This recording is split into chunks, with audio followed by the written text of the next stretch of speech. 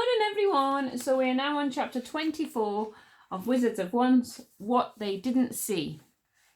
It wasn't only Zar and the magic creatures who escaped into the midnight of the forest. As soon as Zar, Wish and Bodkin had left the chamber of magic removal, there was silence for a second.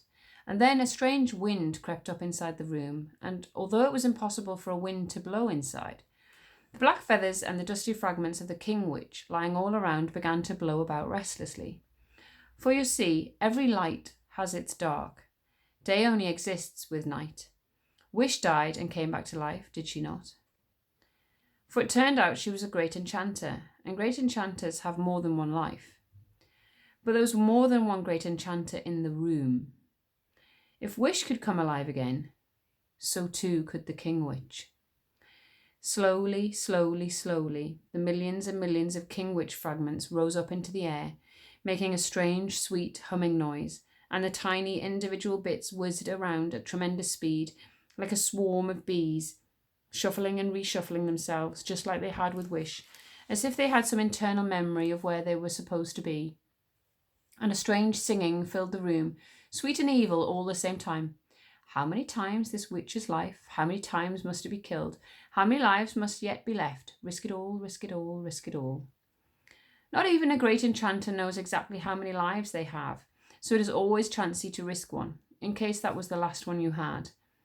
But it appeared that the King Witch had one more life left to him, at least. Up, up, up, the feathers and fragments rose, and as they rose they joined back together again in the dark and dangerous form of the King Witch. One of his wings was fractured and hanging limply, but he was very much alive. Semitimus uoi eva ot Isol a etabl ni redro ot nu et ra, croaked the King Witch. Which means, remember, they read everything backwards. Sometimes you have to lose a battle in order to win the war. The witch gave an unintelligible shriek, and then he made himself invisible again, melting into the air like smoke. He flew back through the broken doorway. He was weak, so weak after the fight and the being trapped in a stone for centuries, and the wounding from the witch-killing sword. He needed to get away, to rest before he could attack again. So he lurked like an invisible bat flying above everyone's heads as Zar and his magic creatures ran along the corridors. When they escaped through Sycorax's secret door, the invisible witch escaped too, and out into the world the King Witch flew, slowly turning visible as he reached the trees. Chapter 25, Mother and Daughter. Bodkin and Wish parted ways at the door of Wish's house in the middle of the fort. Wish lived in a house all on her own, for princesses were so grand they had houses all to themselves, which was a little lonely but showed their status. Bodkin was feeling surprisingly gloomy, for now it was all over, he was a hero no more, just an ordinary assistant bodyguard. It had been one stolen day, one glorious 24 hours, where he could ride and fight beside a princess, just as if he were her equal and a proper warrior himself. Now, Bodkin, said to Wish, trying to sound more cheerful than he felt, we can all get back to normal, princess. You can give me the spoon and I'll take it back to the kitchen, where it can return to being an ordinary dinner spoon. It's time to give up magic things like you promised me. Yes, said Wish thoughtfully, but then I have still got the spelling book, haven't I? Maybe I'll give you back the spoon tomorrow.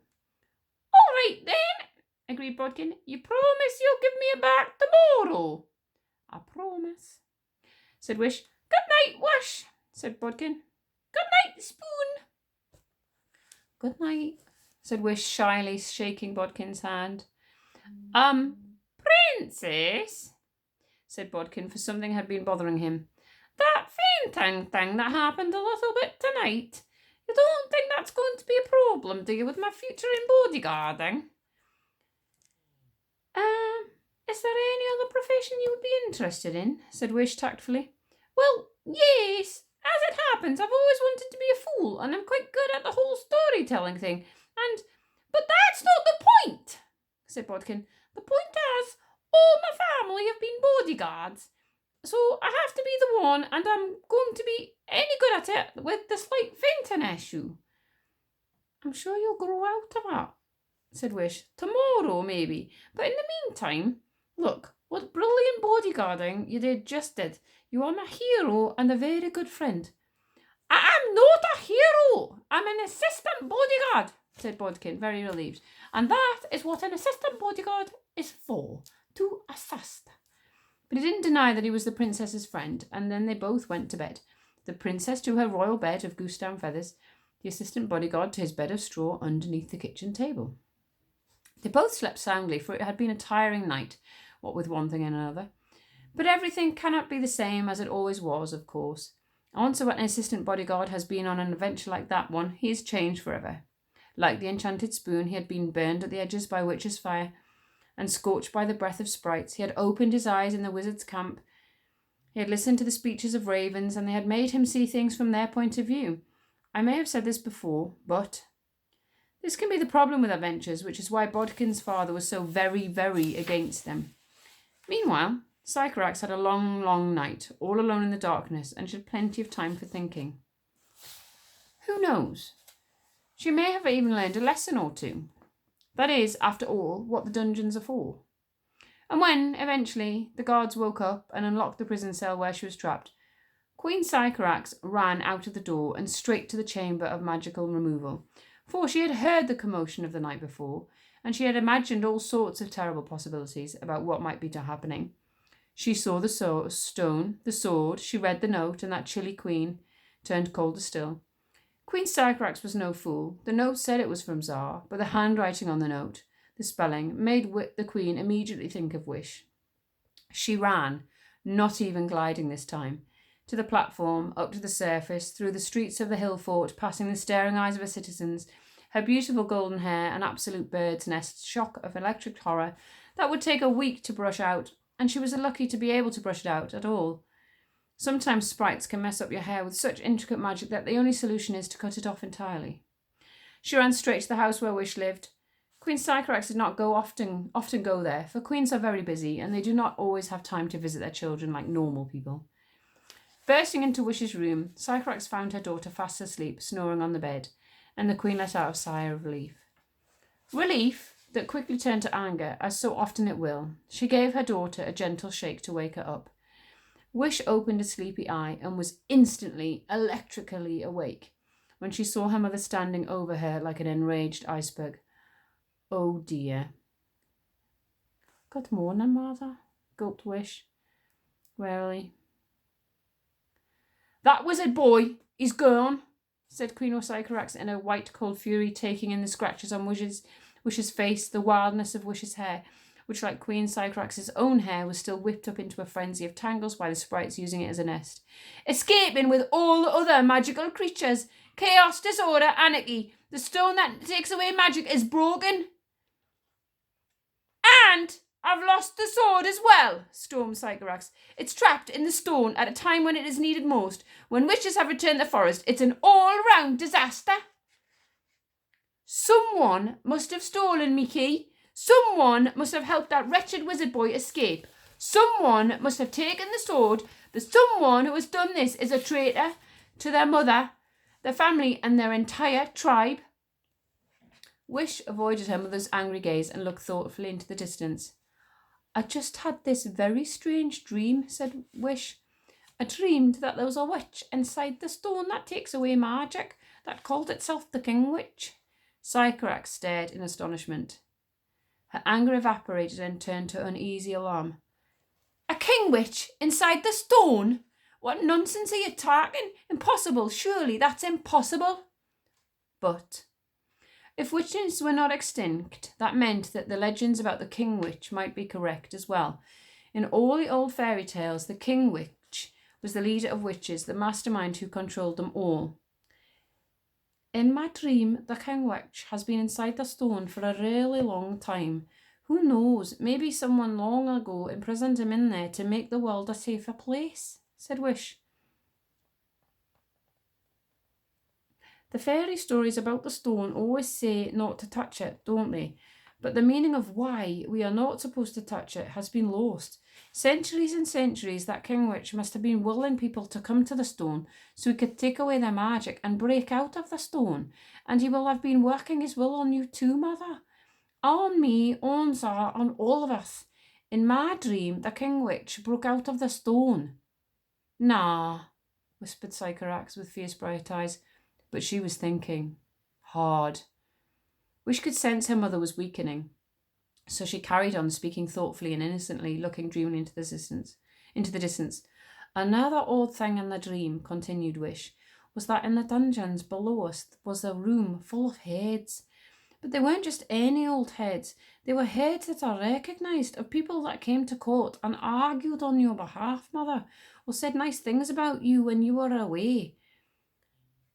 I'm not sure what we would want the citizens of Warriorfort to know about those heads, Mother, said Wish. Dreams are odd things, said Sycorax, staring at her daughter very, very closely indeed. Mother and daughter looked at each other, their faces identical masks. Behind both those masks they were thinking, what do you know? For the first time they looked surprisingly alike, hair in ridiculous upward waterfalls, faces carefully arranged to give nothing away, wary eyes. It's complicated, said Queen Sycorax at last. Yes, Mother, it has, said Wish. She put out her hand and closed it over Queen Sycorax's icy ones. It must be very difficult being queen, said Wish. Queen Sycorax returned the pressure. Yes, it has. What happened to the witch inside the stone? Where is it? Where is it now? Asked Queen Sycorax. We killed it with the sword, said Wish. In the dream, of course. Said Queen Sycorax. You were all lucky to survive. She touched her daughter's face with the scratches on it. Queen Sycorax looked down at Wish, and for one split second her mask dropped, and there was no disappointment in her eyes, but a wary respect, suspicion, and fear. Queen Sycorax would never underestimate her daughter again. Her frosty cliff of a face melted into a glint of a smile, like the sun appearing through clouds over a glacier. Well done, girl, well done, said Queen Sycorax. That must have been a very frightening dream, a nightmare, in fact, and it seems like you dealt with it in a very, warrior-like fashion. Wish was so relieved she beamed right back at her. My mother smiled at us. Queen Sycorax's smile disappeared, and she was her brisk, composed self once more. She adjusted Wish's eye patch, which had gone a little askew. I may have made a mistake about that stone, admitted Queen Sycorax. Even queens can make mistakes sometimes, so in these very special circumstances, I'm prepared to overlook whatever happened these past night. Queen Sycorax's voice turned diamond hard. But in the future, you do need to tell us as soon as you have contact with any magic whatsoever. You are not to go near it. No wizards, no magical creatures, not even the smallest itch sprite. Do ye understand us? Wish. Yeah, said Wish. And if you see that wretched tricksome Tsar, son of Encanso, said the mother, you must come and tell us at once. You hear us? Yes, Mother, said Wish.